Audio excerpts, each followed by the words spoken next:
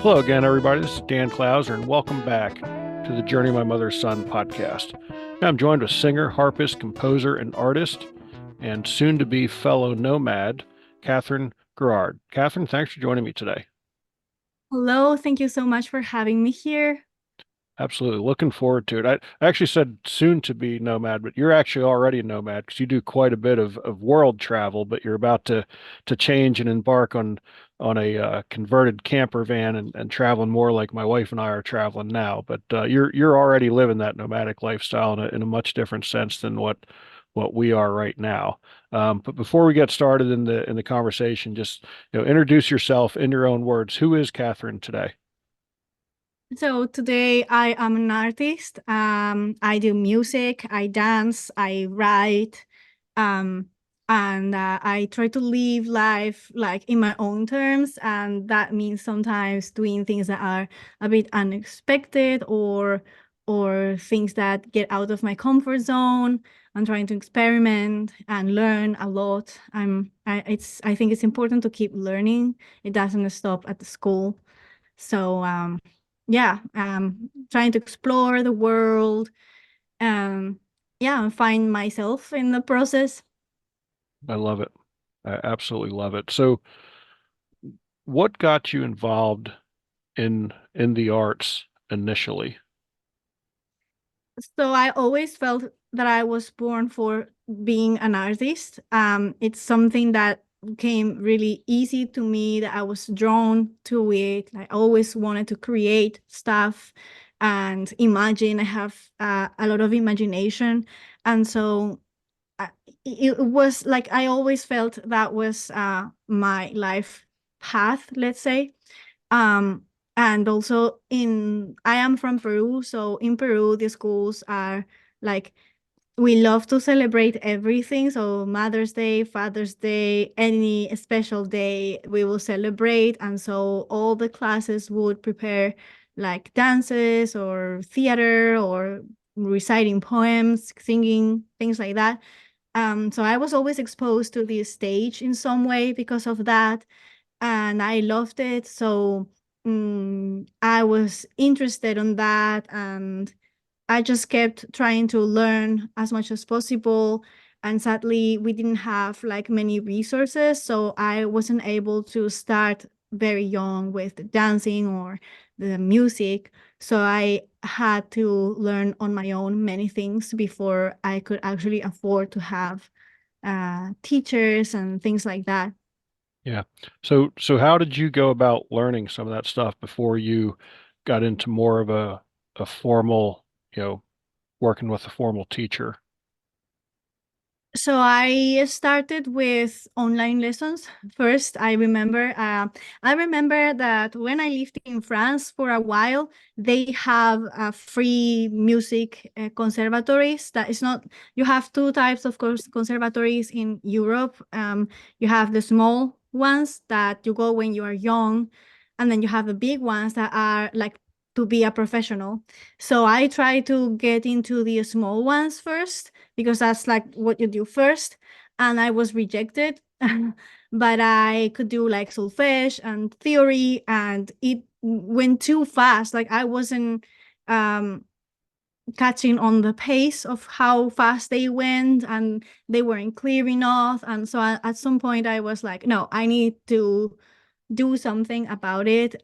If it's for them, I'm not learning anything. So I remember buying this book that is called Music Theory for Dummies, which is amazing to start because they explain everything and they do it like super simple way, which is what you need because music can be very simple or very complex. But if you know the basics, you can understand the complex things.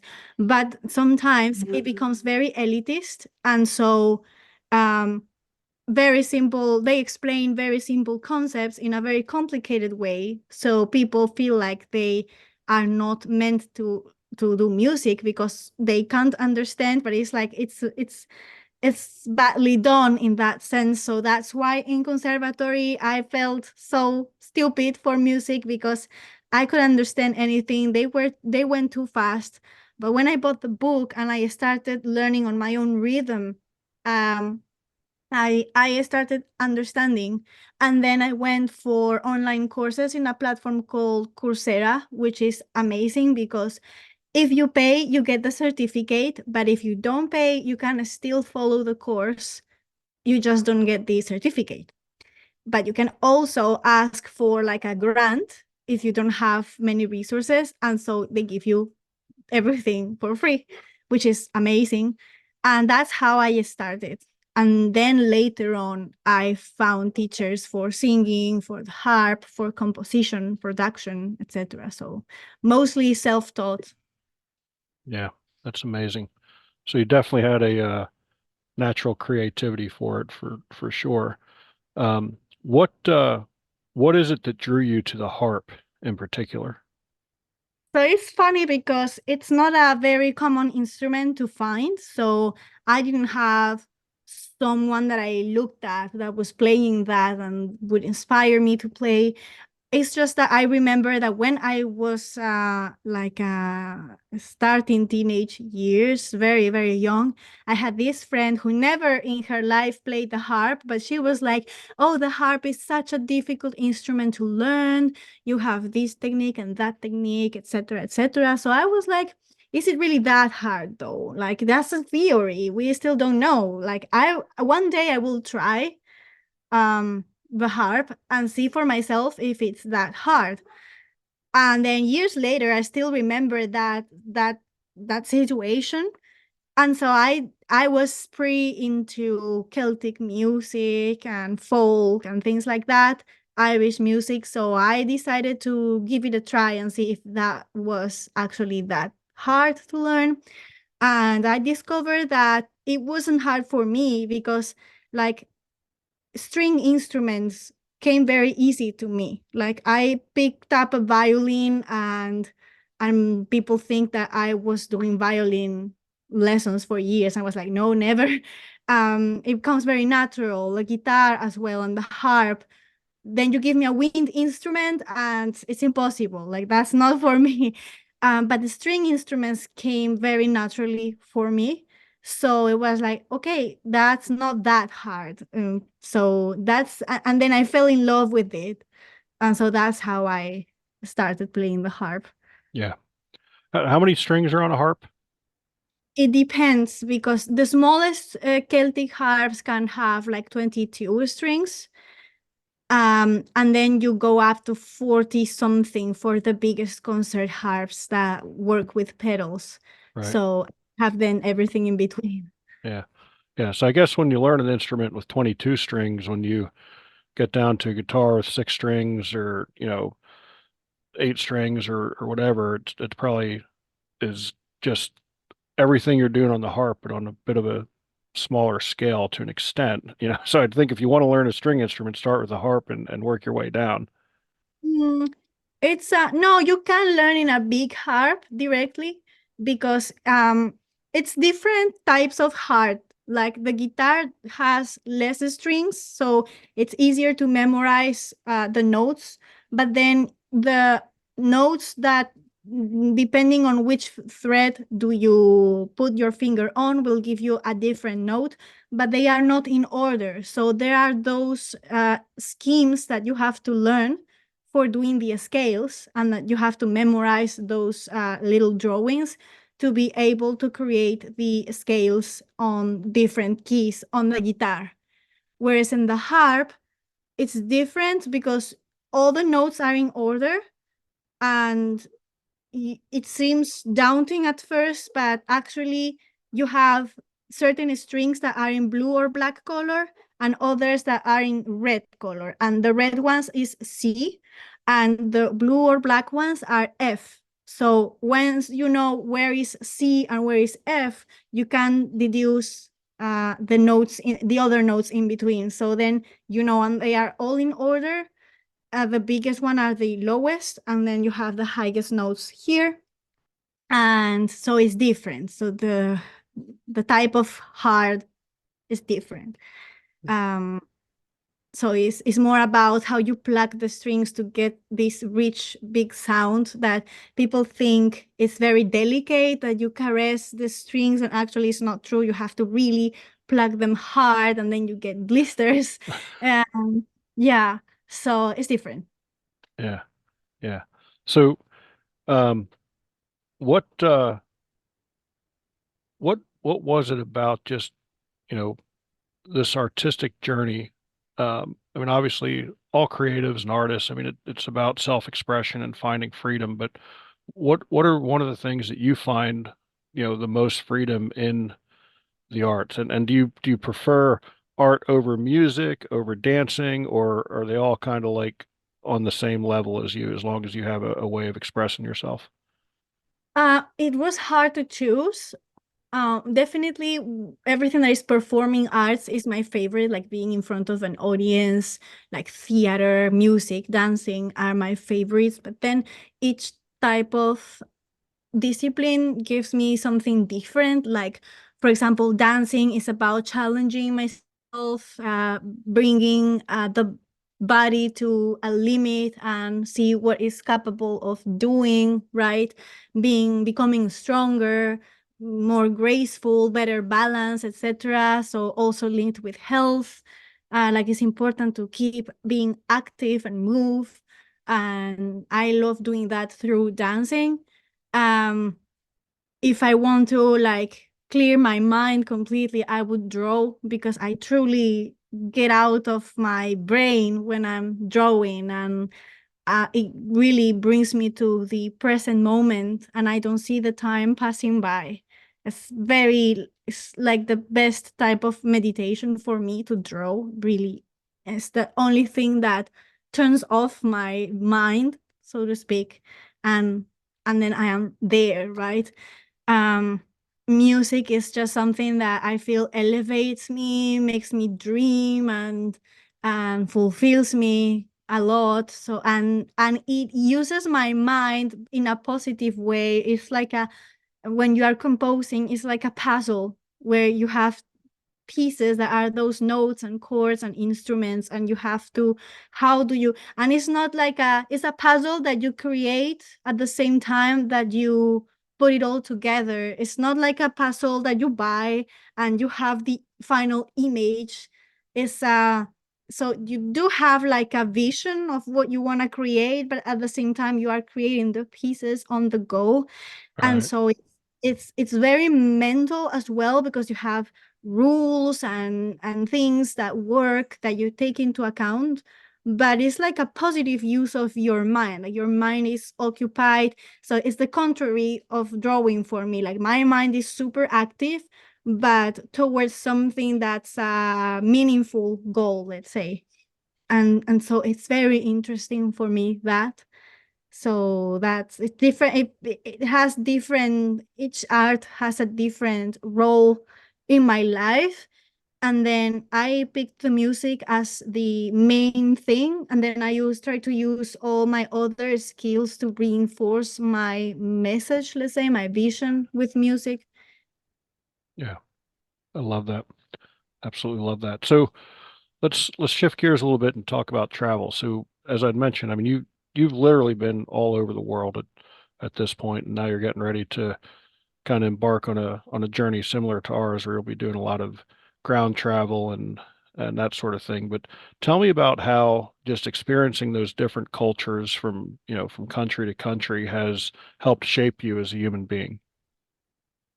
I think it has widened my horizons in terms of what's possible, um, in terms of thinking outside the box, because you each country has their ways, right? And it makes you more creative because you are confronted to these different cultures, habits, traditions.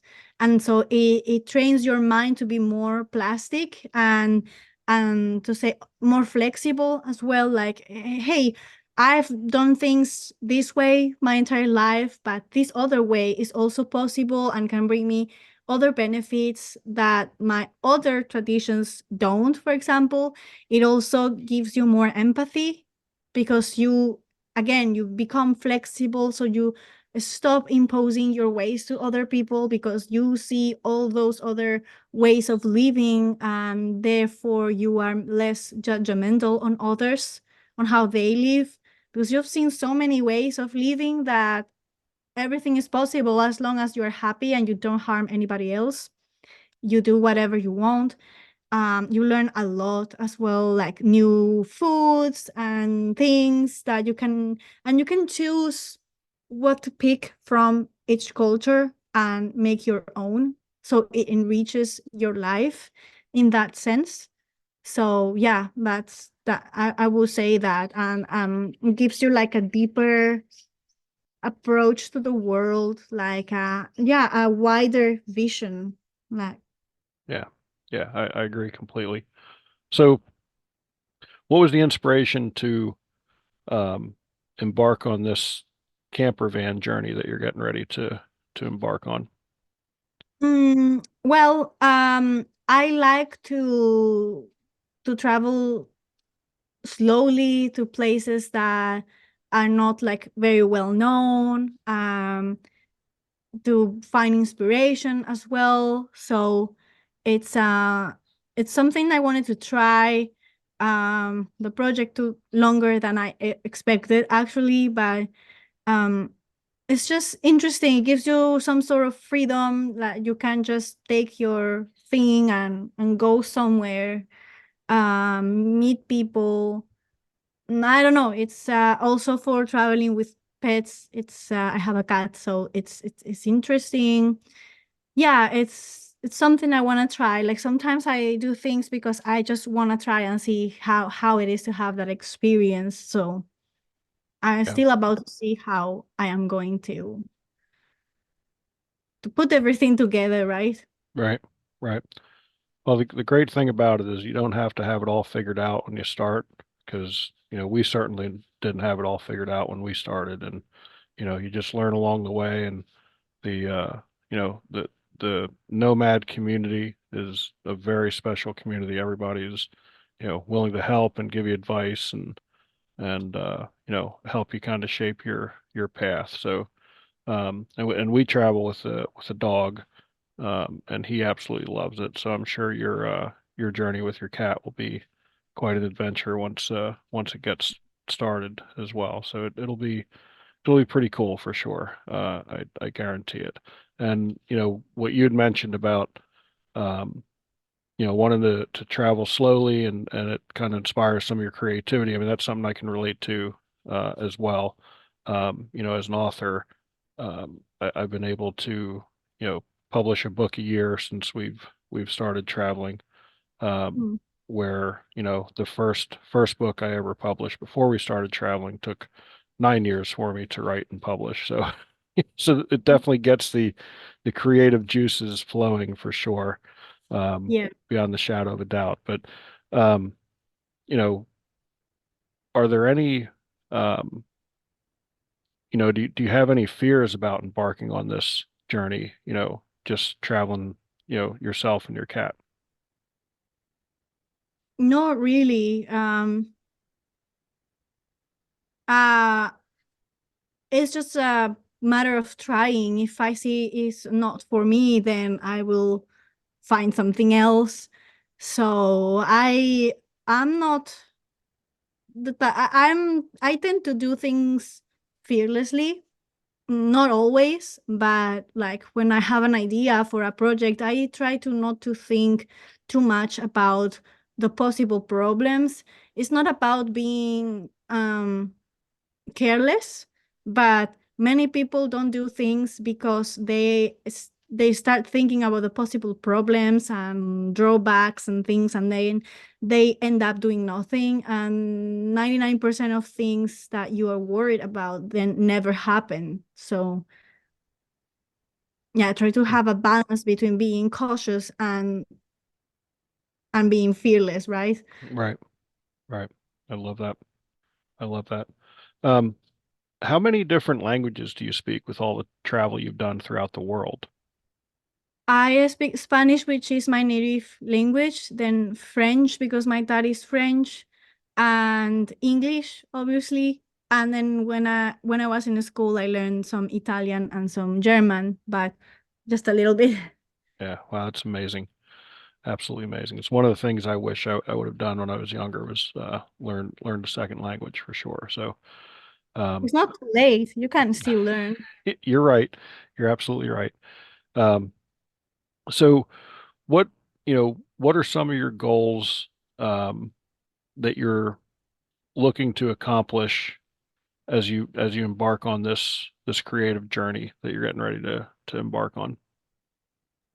I would like to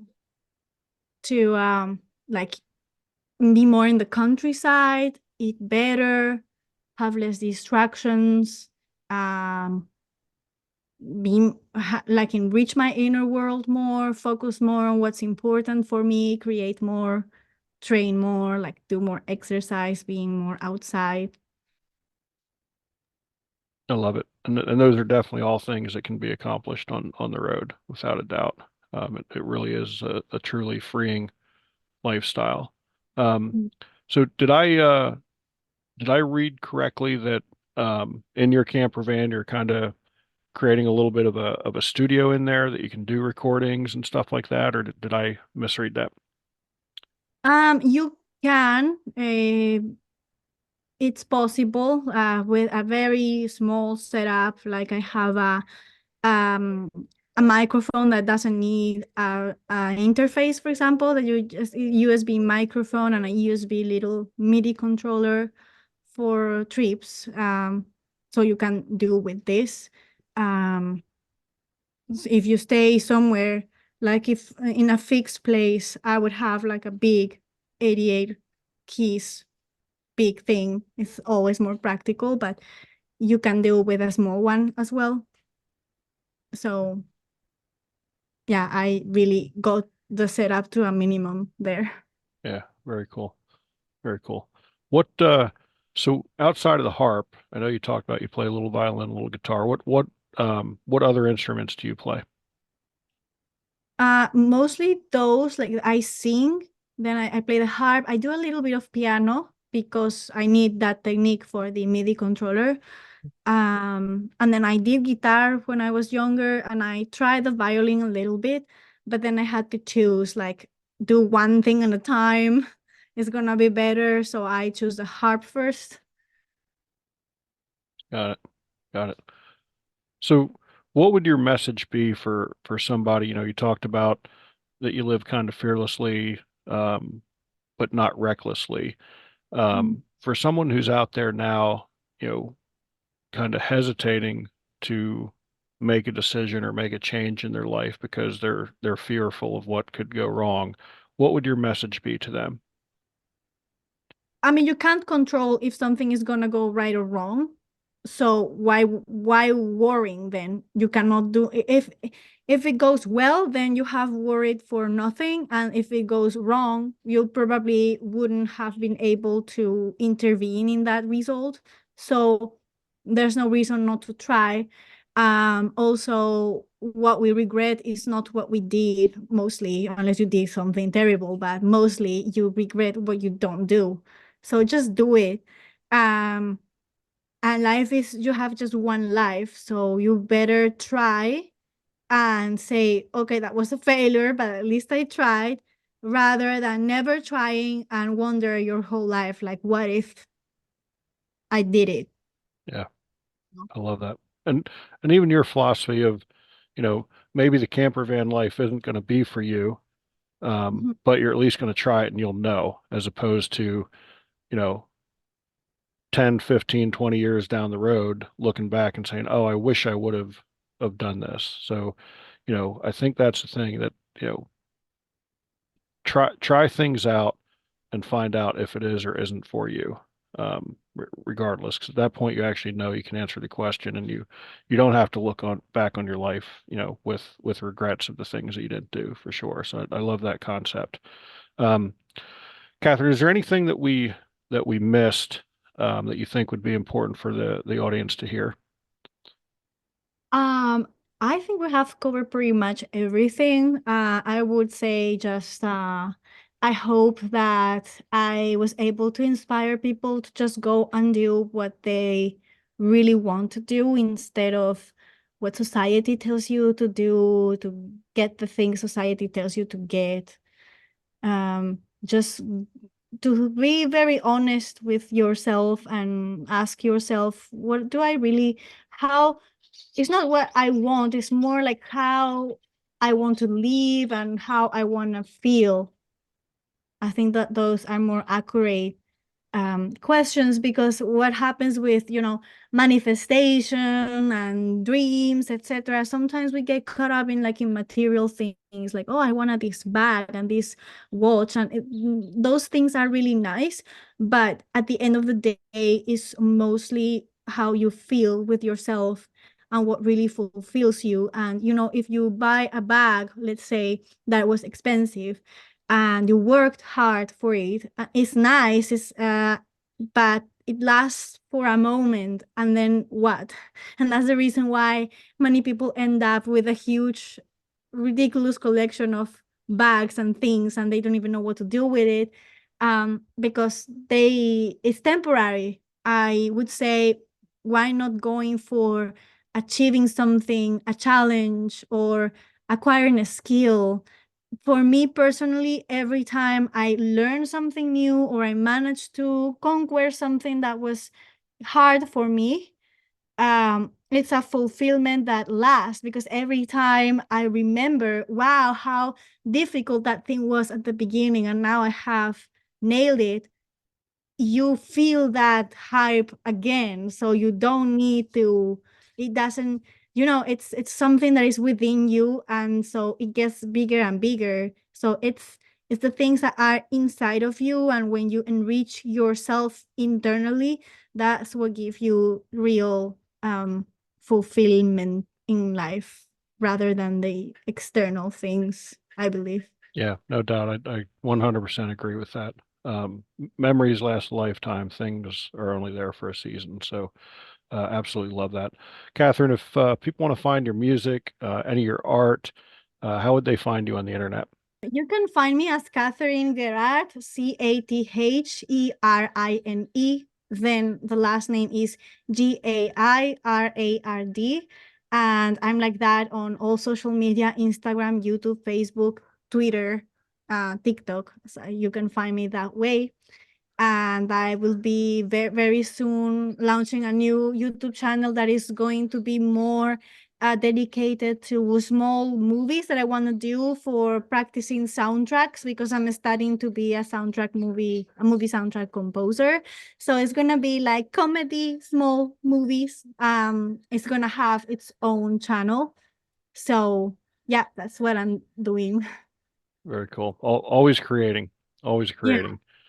So, Catherine, that brings us to our final question. As you know, the subtitle of the podcast is Many Little People in Many Little Places, which comes from the opening lyrics of the Michael Franti song Gloria, which go, when many little people in many little places do many little things and the whole world changes.